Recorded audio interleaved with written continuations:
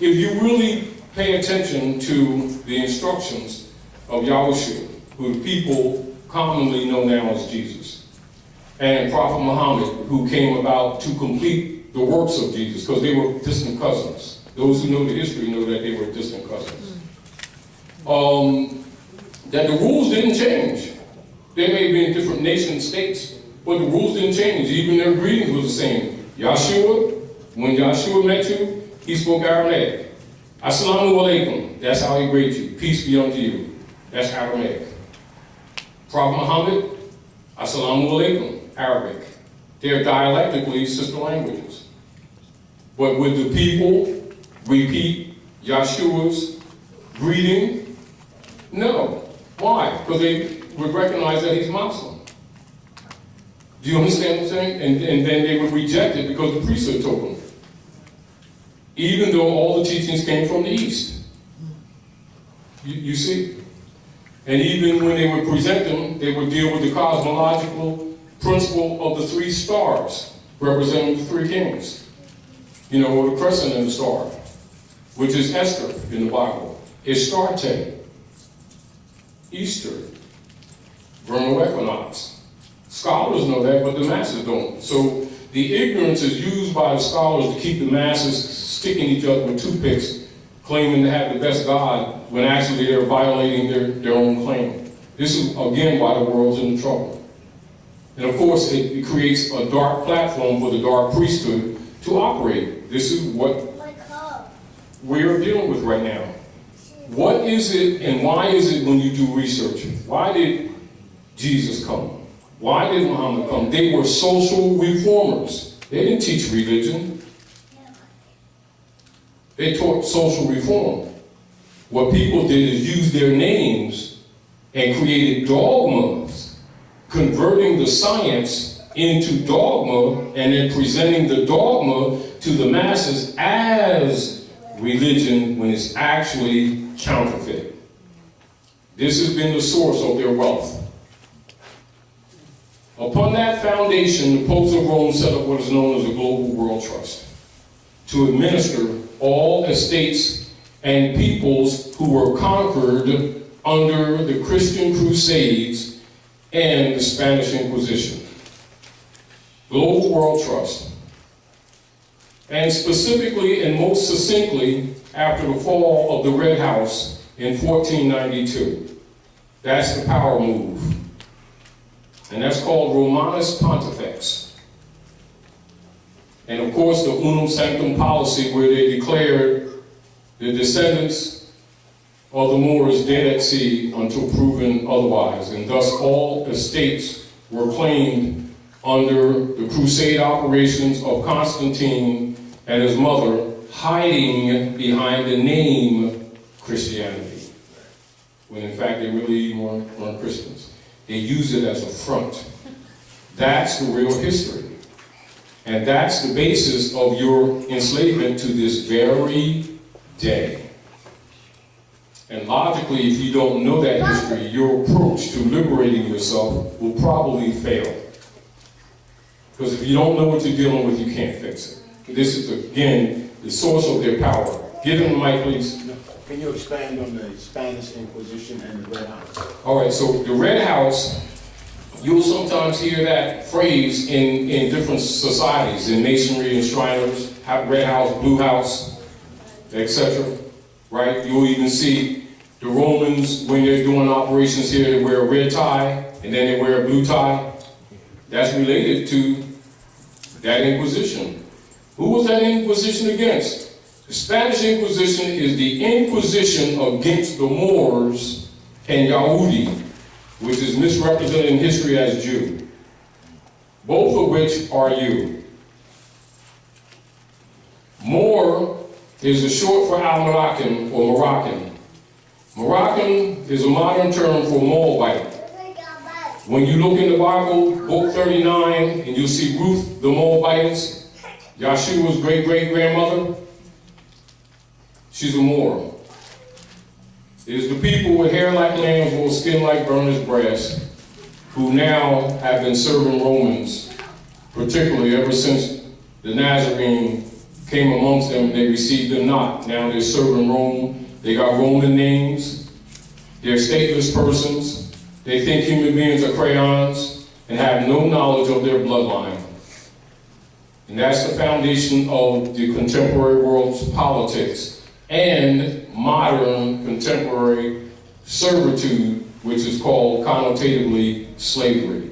Thus, you must understand about the Pope's global world trust in order to understand why you must put everything in trust today to begin to even have some kind of claim of a state. But then if you don't know it, logically, you're not going to even think about even dealing with any of this. It just doesn't make sense to you. You can't relate to something when you don't have a foundation. I mean, you don't do things because somebody says do it. You got to have some kind of a knowledge on why is he talking about this stuff?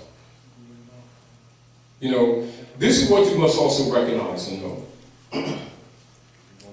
People in government and in secret societies know this. This is what they know.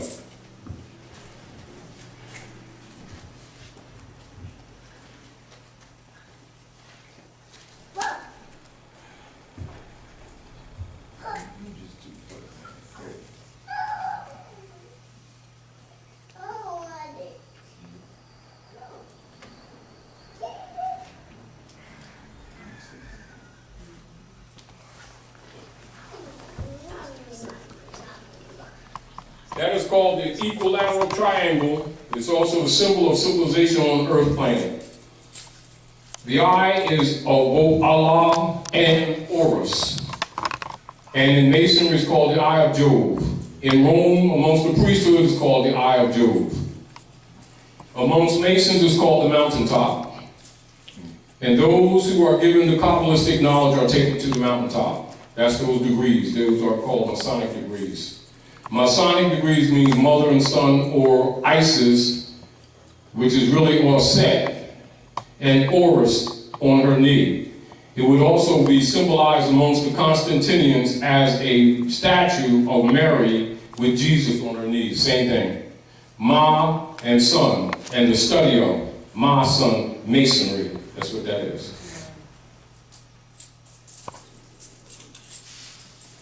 That's why anybody in power must be a Mason, because they got to know how the world really runs, not what people believe. Whether you're Christian, Muslim, or Jew, I don't care what their front is, in secret, they're Masons. Islam is Masonry. I, self-law, and master. On the dogmatic degree, it is no different than Christianity, Buddhism, stuff like that. The fundamentals, the roots are all the same. You'll find the roots, they have the same Kabbalistic foundation. Except that the masses don't know that's Kabbalistic, because if the preachers tell the people the truth of the Kabbalistic base, they lose power over the people. It will liberate them. This is relative to when you hear the phrase by Yahshua when he says, know ye the truth, and the truth will make you free. He's talking about the priesthood, not some devil, the priesthood. And it was the priesthood who delivered him to Rome. Well, no devil that delivered Jesus to Rome. It was the priesthood. Who gets charged? The mythical devil. See why the world's in darkness? A child can see that, but you give a book, the child Septuagint, or the Bible, and ask the child to just be honest. What does the book say? Who delivered Jesus to the Romans? The preachers, the rabbis will be saying the devil did it. The child will see the book says and see that the priesthood did it. See why the world's in trouble? That's why the truth must come from the mouth of babes, because the adults are liars. They're lying hypocrites and will sacrifice the children, which they have been doing, and then blame the devil for the conditions of the world. No, they're hypocrites. They've been dealing with dogma, and they've been promoting dogma, and then blaming the devil instead of taking responsibility for their own corruption. That's why Jesus was disputing with the doctors of the law. Who were the doctors of the law? Priesthood. What were they doctoring up? The maxims of law. that even a child could understand until they mess with it. So the world is in darkness because of the priesthood. But nobody wants to say that, do they? Because it kind of rocks the boat. So they'd rather see this destruction and misery on the planet because they don't want to rock the boat. This is where we are today. Are we clear? They're playing it safe and their babies are dying.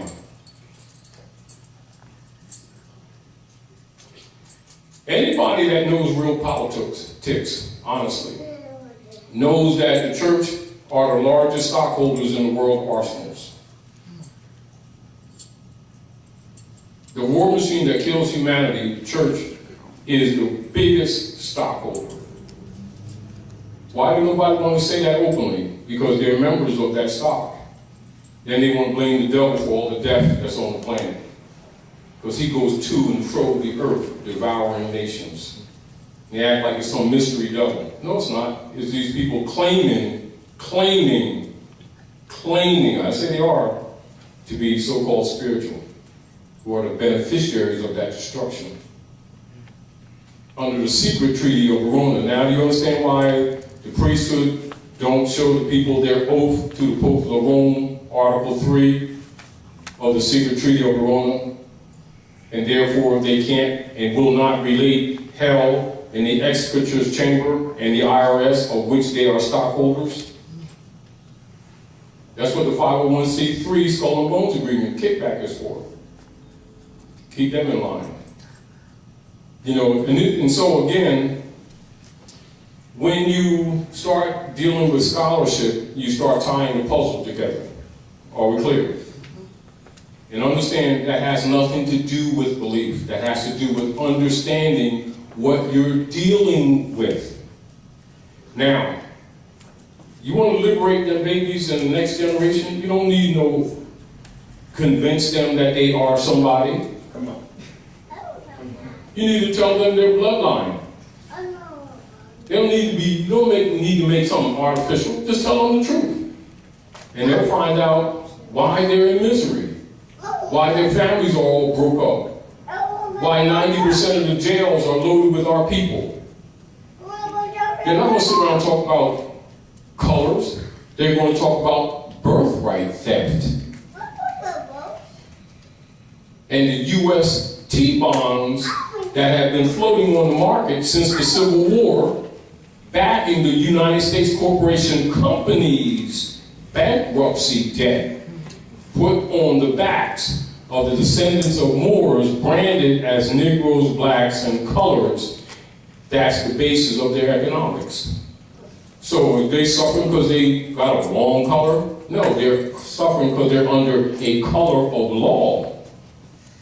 See the semantics? This is why the Pope himself had to tell the history, because he already knew that the people were already sold out. And the only reason why he's telling them, you can say that he maybe have some little bit of light of angels, but you already know that the Manchurians are putting pressure on them, so you already know that that has much to do with it. Do you understand? Irregardless of what's said. But the Pope telling you directly about what happened. Directly. You know, and then Obama went to, he went to Egypt and exposed the Masonic secret of the deists, of the founding fathers. And why do they all have Korans? Because the United States Constitution comes from Muslim law. It's world history.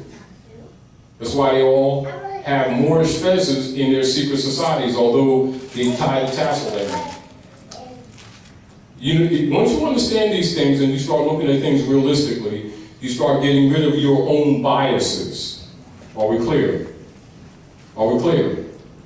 And understand, it wouldn't confuse you when you go down, say, to a Masonic regalia store and someone who's a sick Jew is running it and he got Moorish fez and he's selling sapphire rings with Allah on it, and it might confuse you because they deal with universal truth. They just give the clubbism to the masses. But all of them got Korans. All of them got Septuaginta. All All of them got a Uasti. All of them got the 4 Vedas. All of them got Bible. All priests are there. They got all the books. They just give the masses, according to the club, one of them to keep them under control. That's how it's been working. And logically, they don't want the masses to find that out because the masses might lynch them. Find out that they gave grandmom's house to Reverend Pigfoot, Pastor Pigfoot, and their grandchildren are now renting from some project that Pastor Pigfoot got some stock in with the councilman downtown, who he claimed to be separate. And then spending Jesus had with the Bahamas with the choir singers. No, this goes on, it's been going on forever. So long as they can get people looking at the mystery devil, they ain't paying attention to them. Or their misery. Or the stock market. Not knowing that they are the stock. And of course, when you inform the people, and you can show them the documents, it's kind of upsetting, you know, because they're believers. They're not knowers, they're believers. And then you give them knowledge, now they got to know, now they got to take responsibility. And a lot of them want to run back to the mental security blanket of belief that really doesn't work, makes them feel good. It doesn't change the poverty, doesn't change the youth dying on the street, younger and younger, doesn't change the fact of the broken families. Doesn't change the executors stealing people's accounts. Because the politicians and preachers, this is devil over there, and the devil, and you know, and that's the devil, and the devil, and they keep, that's the password. And the people keep looking over here, he's around here somewhere, and not paying attention to the one that's really robbing them. And that's how it's, you know, and it's true, but let's be honest, that it's been working. You know, but it's a dishonest position. It's a really dishonest position. Islam, good brother. Islam.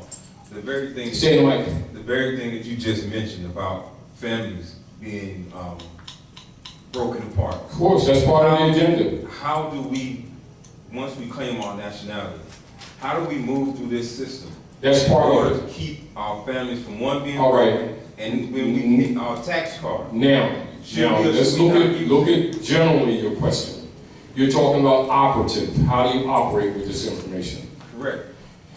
Let's look at, as an example, I got a copy here. Say Isaiah as an example. And you can also look at Jeremiah. I hold my hand out all the day long to a hard-hearted and rebellious people who are not called by my name. When they repent from their sinful ways, I will hear from heaven and heal their land. Does land, L-A-N-D, sound like a cloud? Does L-A-N-D sound like a cloud? No. So that means the kingdom of the Lord is on the earth, isn't it? Yes. Where the preachers keep telling where it's at. They say it's in heaven, but heaven is wherever you make it, basically. It's here. Heaven and hell is conditional life. But the concept is dogmatic. They promote the dogma position to disconnect the people from the land. So the first issue, as an example, when you deal with the Hexatol as it closes out, it says, it has 4 chapters. It's called Malachi. And it says, the Son of Righteousness arises with healing in his wings. And it's spelled like this.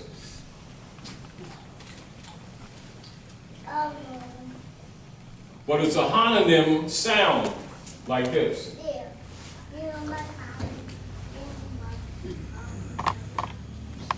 Because he's giving you the Kabbalistic foundation. And then the book closes out. It says, the Son of Righteousness arises with healing in his wings. Turn your hearts back to your mothers and fathers, lest I come and smite the earth with a curse. Well, that's what you're suffering now. See, people have the book, but people really don't study those books because they don't have a Kabbalistic background. So they can see it, pardon me, and still don't see it. It's not that it's not there. It's that the Kabbalists ain't telling them the Kabbalistic foundation. Are we clear? So therefore, they remain in what is called a minor mine or minority state. And as minorities in a state law, a minor is not descendable. And so when you have adults that still have the mentality of a minor, they're classified as minority. And a minority is not heritable. Therefore, that gives the priesthood arbitrary default control of the global world trust. This is where the Cusick number comes in that Franklin Delano Roosevelt set up in 33. And also what Woodrow Wilson did in 13 of Jekyll Island. It's a continuation of the expenditure chamber operations. In other words, they put the people back in hell.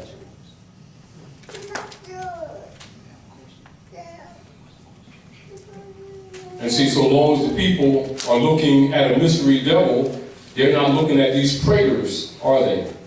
They're not looking at the politicians and the preachers working together. Secret Treaty of Verona, Article 3. Are we clear? Now, in answering your question, because all of this answers your question. See, the honoring of your mothers and your fathers that your days may be longer upon the earth, land, is related to your estate that has been cribbed under Roman operations. The same Romans that murdered all the prophets are the same Romans that are murdering your people to this very day. You just call them white people now, because they took on the title in 1854 under the Knights of Columbus Ku Klux Klan oath. And then as soon as you call him white man, you just called him sovereign. Now just because you can't read, that's tough cookies. Because that's what it means sovereign. And then when he acts it, then you want to get pissed. Well, ignorance of the law is no excuse, because you're supposed to honor your mothers and fathers like every other living man and woman on earth planet. What makes you think you're different? But we have this tendency to think that we know Jesus and nobody else does. However, that's a false statement, because it really hasn't worked for us. If anything, we've been getting our butts kicked royally. But yet nobody talks about salvation more than these people called Negro, Black, and Colored. Nobody talks about it more than them. And at the same time, no one suffers more than them on their own land that they don't even know is their own land. You see the problem that we have? In the political realm of operations, and I walked in and you told me you had some papers over for me to see off. That is a political act or a civil act demonstrating, proclaiming to the world that you honor your mothers and fathers. What it does in a law position, it makes you descendable. Now you have that honor to live up to, because you also have an obligation to the honor behind that. But that is a proclamation, a lawful notice. Now, so what that does in a law perspective, it interferes with the executor's chamber of what you would call operative government, because with the global world trust, the bonds, what the people were told was a chain, is really the bond system that was set up, particularly after solidly February 2nd of 1871. But the initiation of it was May the 10th of 1861, when the Congress for the United States secretly, under the secret Treaty of Verona, undermined and abrogated the treaty and the Constitution in order to institutionalize forced peonage, which you know today as slavery. And then they created the platform, the political platform, by which the artificial debt of the United States Corporation Company in France that Lincoln had bankrupted, to convert that debt on the descendants of the Moors, with whom they have treaty and obligations superior to the Constitution, being the people of the land. So in order to institutionalize slavery, they had to remove you from the human family. This is where the nom de guerre come in. The nom de guerre are also designated in law or what you would call color law, as 14th Amendment persons. And this is where in 1868, they designated that private corporation in France that Lincoln bankrupted as, quote unquote, person. And then created a double stock trust. And with the double stock trust, they dealt with the secret Treaty of Verona, where the bankers of London, under the secret Treaty of Verona, backed the finance with the United States Corporation Company that belongs to the Pope, pretending to be government in a double stock operation, and then designated the descendants of the Moors as chattels to back their debt. That's the beginning of what you hear loosely referred to as the national debt that you be dealing with, that you be hearing politicians talk about. But if you don't know the history, you don't know that they're talking about in the state, do you? And it's also, you can call that, politically, you can call it conversion. Conversion. And this is where the service, the function, the political function or service of nom de guerre come in. Because it's a violation of international law to do human trafficking. So if they have the overseers convince you to agree to be people of color, as if it means Afrocentricity, which you just said that you're artificial. If you agree to be Negro, which means monkey, color, which means artificial, something stained, varnished, or dyed, something hidden, a prima facie, a semblance, a simulacrum, distinguished from that which is real. That's why they don't teach law in our communities.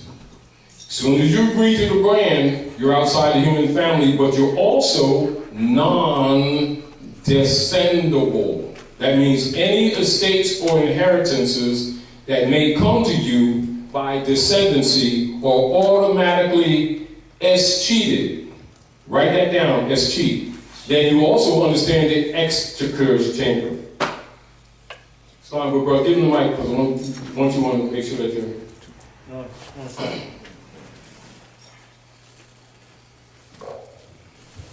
Plainly, how do we receive what's descendable? How do we get our piece of land?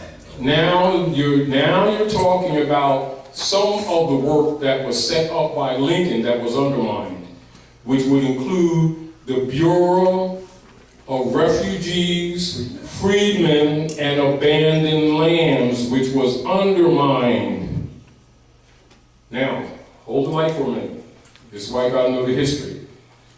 Once you understand the history, not only would you answer your own question, you would also may enter another question. Why did not all of these so-called black scholars inform you when it's documented? They bought. Of course, it's called overseers. Now, and of course, they would be uncomfortable with this kind of conversation because it also exposes them today, if you understand. Now, let's look at how things operate. Also, I want you to write this down because some of these things you're going to do research on your own so the stuff falls together for you.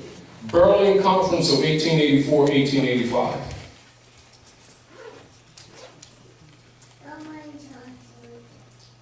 Congress adjourned sine die 1861, which is really a coup d'etat. Write that down. Say it again. Lincoln does 2 law cases making... Repeat what you just said before. Oh. Berlin Conference. Berlin Conference, 1884-1885. Berlin Conference. And this is a conference where the Constantinian nations come together under the title Christian nations, and they divide up the Ottoman Empire, which is a Sadean descendant of the Moorish Empire, which is you. You need to understand how politics operate. Or, do you understand? See, because if you don't know your bloodline, if you can't trace your history, you can't make a claim. Do you understand? Because you're talking about restitution. So how do we trace that? Back, like, This is why I'm giving you reference. It'll become obvious once you start studying. See, no, which is why you're giving. Why are you here in the House of Reawakening Minds? I'm really telling you stuff that you already know. What I'm doing, I'm putting the puzzle together so that you can have a piece of a mirror so that you can begin to see yourself and begin to take responsibility. An heir who's incompetent is not descendable. You must know these rules. We keep looking for the benefit of heritability, not understanding that there's a competence level and there's a status level that's necessary for you to even begin to make the argument. Less more, make a claim. And you know, it's like, with all due respect, it's not that you're being denied a right, but if you don't understand what you would call heritability principles of heirship, that an heir who's incompetent is not descendable. An heir who does not recognize their bloodline is not descendable. You're called in dishonor. You will be listed as a stateless person. A stateless person has no right of heirship.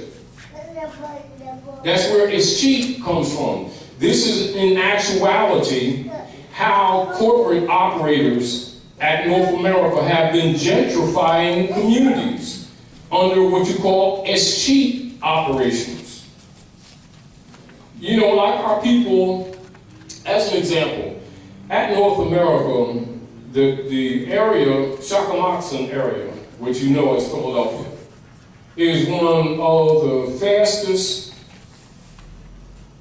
areas, geographical areas at North America that's being gentrified, which you call Philadelphia. Although it's happening all over, our people see this all over the place, but if you try to have an intelligent conversation with them in the functional operations, they will immediately demonstrate total incompetence. They'll start talking about racism and color and prejudice, never about the state, never about the global world trust, never about descendability, and then after making their argument, they'll sign a European's name, not knowing that their standing is absolutely dead. And if you start trying to explain it to them, they start getting personal. Oh, you don't like God. And they start making this kind of ridiculous statements. No, I'm serious. They mean well, but they're like little boys and girls. They have no idea how the world runs. And they're going to tell you about the devil all the time. Anything they don't understand is the devil. But they've been trained. It's not really their culture. It is dogma of culture that comes under what's called black codes culture. So they think that is culture because they've been trained, not because they have research. If they do research, they themselves will come out of that on their own. Are we clear? But as long as they think it's a belief system, they have a tendency to dismiss it as, oh, yeah, I heard that, I gotta go eat lunch. You know, you start talking facts and they start going to sleep. We're serious. You start talking beliefs, they start digging in their pockets. How much you want? And that don't work no more, you just change up to another one. How much you want? And that don't work for 2 years and they change into another one. How much you want? You start talking facts and they start, you don't believe in the Lord or something? They really don't do that. You start dealing with knowledge, they get insulted. They think you're attacking them. They think you're anti-God. They don't even know that God is a generic term. You know, and many of them are honest. You know, they're coming from what they think they know. Not knowing that they're under mind control of the priesthood. Because they think the priest is for Jesus, God, and Allah. They don't know the priest works for Rome. You know, and this is why the priesthood hide their oath in the secret tree of Rona. This is there for anyone to read, but some people don't read. That's right. You know, and so From the law perspective, since ignorance of the law is no excuse, their position of suffering is an agreement. This is called consent. Yes, sir. It's called consent. Societies in masonry and Shriners, red house, blue house, etc. Right? You'll even see the Romans, when they're doing operations here, they wear a red tie and then they wear a blue tie. That's related to that Inquisition. Who was that Inquisition against? The Spanish Inquisition is the Inquisition against the Moors and Yahudi, which is misrepresented in history as Jew. Both of which are you. Moor is a short for Al-Moroccan or Moroccan. Moroccan is a modern term for Moabite. When you look in the Bible, book 39, and you'll see Ruth the Moabitess, Yahshua's great-great-grandmother, she's a Moor. It is the people with hair like lambs or skin like burnished brass who now have been serving Romans. If you really pay attention to the instructions of Yahushua, who the people commonly know now as Jesus, and Prophet Muhammad, who came about to complete the works of Jesus, because they were distant cousins. Those who know the history know that they were distant cousins. That the rules didn't change. They may be in different nation states, but the rules didn't change. Even their greetings was the same. Yahshua, when Yahshua met you, he spoke Aramaic. Assalamu alaikum, that's how he greets you. Peace be unto you. That's Aramaic. Prophet Muhammad, Assalamu alaikum. Arabic. They're dialectically sister languages. But would the people repeat Yahshua's greeting? No. Why? Because they would recognize that he's Muslim. Do you understand what I'm saying? And then they would reject it because the priesthood told them. And of course the unum sanctum policy, where they declared the descendants of the Moors dead at sea until proven otherwise, and thus all estates were claimed under the crusade operations of Constantine and his mother, hiding behind the name Christianity, when in fact they really weren't Christians. They use it as a front. That's the real history. And that's the basis of your enslavement to this very day. And logically, if you don't know that history, your approach to liberating yourself will probably fail. Because if you don't know what you're dealing with, you can't fix it. This is, again, the source of their power. Give them the mic, please. Can you expand on the Spanish Inquisition and the Red House? All right, so the Red House, you'll sometimes hear that phrase in different... They taught social reform. What people did is use their names and created dogmas, converting the science into dogma and then presenting the dogma to the masses as religion when it's actually counterfeit. This has been the source of their wealth. Upon that foundation, the popes of Rome set up what is known as the Global World Trust to administer all estates and peoples who were conquered under the Christian Crusades and the Spanish Inquisition. Global World Trust. And specifically and most succinctly after the fall of the Red House in 1492. That's the power move. And that's called Romanus Pontifex. Even though all the teachings came from the East. You see? And even when they would present them, they would deal with the cosmological principle of the three stars, representing the three kings. You know, or the crescent in the star, which is Esther in the Bible. Astarte, Easter, vernal equinox. Scholars know that, but the masses don't. So the ignorance is used by the scholars to keep the masses sticking each other with toothpicks, claiming to have the best God, when actually they're violating their own claim. This is, again, why the world's in trouble. And of course, it creates a dark platform for the dark priesthood to operate. This is what we're dealing with right now. What is it and why is it when you do research? Why did Jesus come? Why did Muhammad come? They were social reformers. They didn't teach religion.